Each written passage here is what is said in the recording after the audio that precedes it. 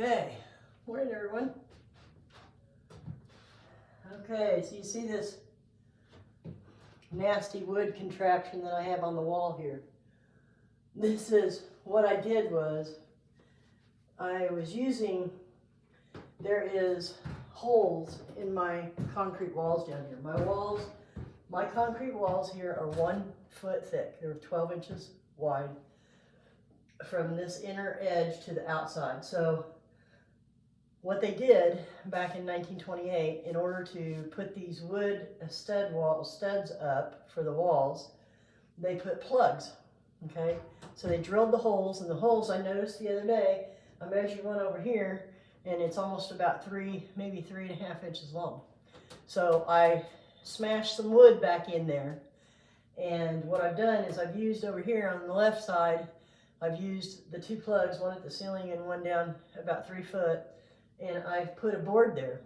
And then I came over here and I used the plug down here, and I tied a board into that, and I laid this board here on top of this. Now you say, well, why did you do that for?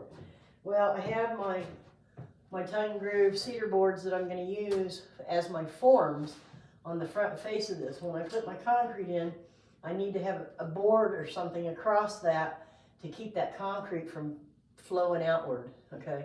And I need a nice smooth surface, and I'm trying to make this level with this wall again. I want to pull this out, this concrete. So my idea was to take these 2 boards and set them inside this little track here. There's a track there, and I'll show that when the time comes. But when it gets down to it, I'm going to put that in that track. Then I'm going to take a 2x4 and tie it to the ceiling and tie it to this plug down here that I used in order to push it all against the wall and push it against that window.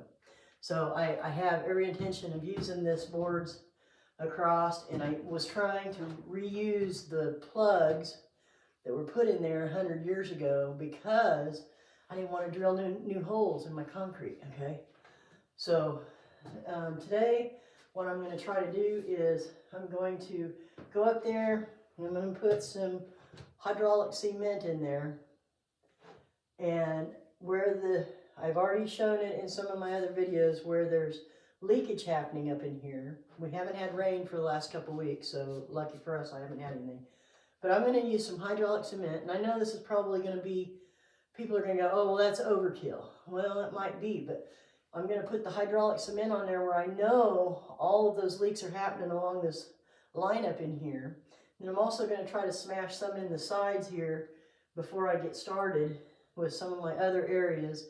Then I'm going to get regular concrete, and I'm going to start filling up. I'm going to put a base layer down for my cinder blocks, put my cinder blocks down, and then I'm going to fill the cinder blocks in with concrete. Now, I'm going to do 2 rows, and I don't know if I'll be able to get done with 2 rows today. I'm going to try to do at least 1 full row and get all this other concrete work out of the way. And then I'll put in a 2nd row of cinder blocks and the concrete, and I'll smooth it all out.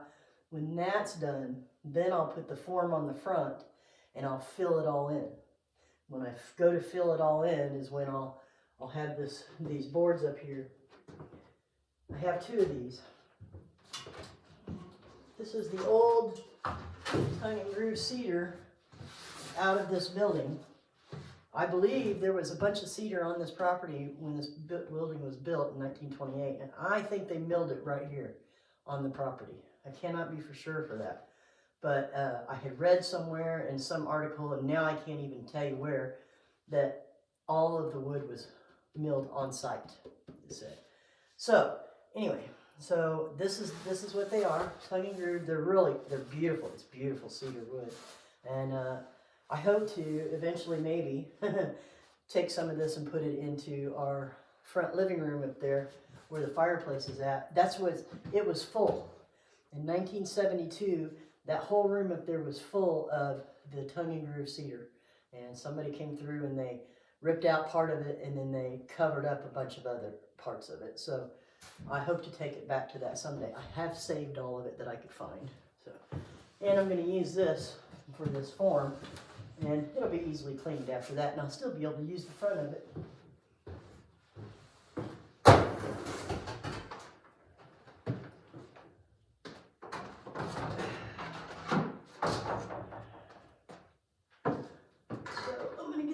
my way, so it's not in my way while I'm trying to work on these blocks up in here. I got some water here.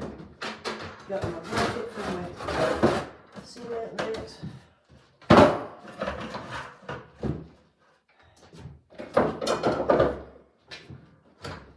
I have several tools in here for concrete work. I got a butter tool. Here's another. And I got these corner tools. I don't know if I'll ever use them. Got them in an auction. But they're nice, angled. You know, this one is the outside one. These are two inside ones. But they're pretty neat, and I have not had a chance to use them yet. I might be doing it for this project. Who knows? Alright, we'll see. Might have to use it up there in the corners if I get some squirts and goop in there. And let's see, trying to clear my space here so I can work. Not be stepping all over everything. I'm stepping all over my own toes.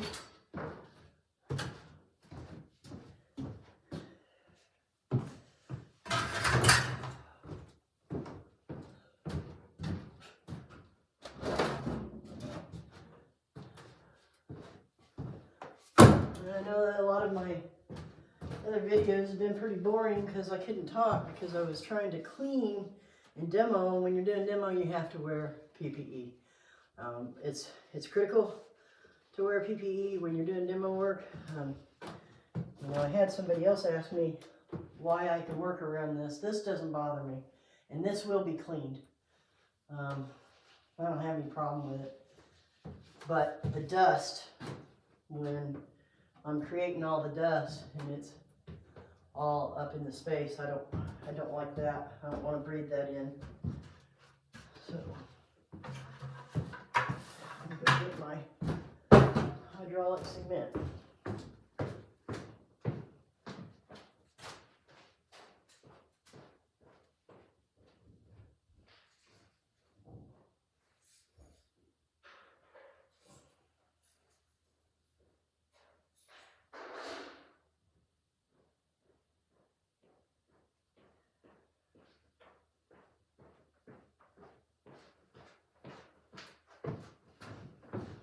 Eventually, I will figure out how to edit out these little spots.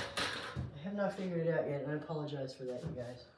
I don't mean to make it, and I also haven't figured out how to speed things up. So, any of you YouTube content creators out there want to get on here and tell me how to do it.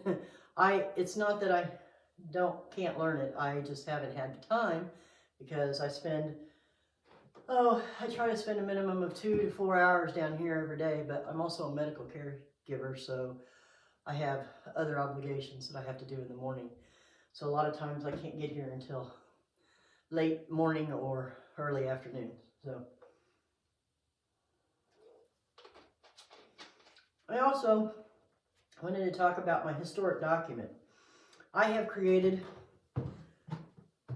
a historic document on this property. It's 31 pages. I have not published it anywhere. It's not for sale. It's for free for anybody. And it's about the information about this property from 1900 until now. And if I could figure out a way to get it out there on YouTube, I would put it out there.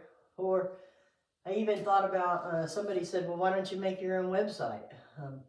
And that's a good idea and whatnot, but I don't know how to do that, so I'm trying to learn that as well. But if I can do that, I can put a link on there for everybody to actually read the document. If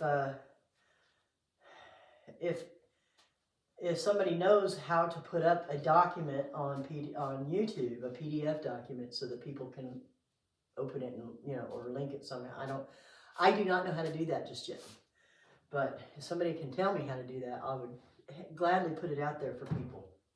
So today, while I was working on this, I was going to talk about the history of this place and some of the things that have occurred, over the years and what they've used it for and whatnot. I'm going to give you a real quick synopsis and not the entire document. My document is about 25 pages long, and I tried to go like every 10 years or so with it. But anyway, so let's get started. I'm going to get started on this. I think I might move you just so that I can have you closer up here so you can see the actual work being done.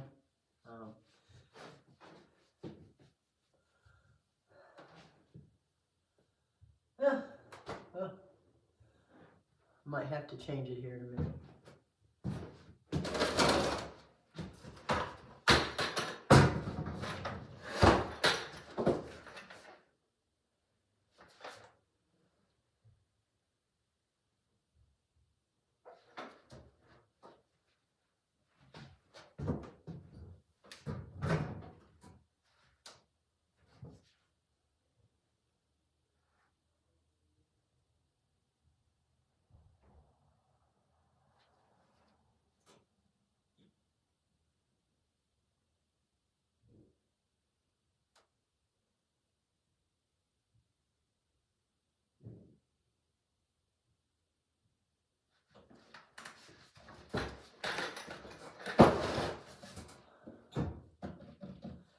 Okay, in order to get this measured correctly, I want to go get a cup to get it.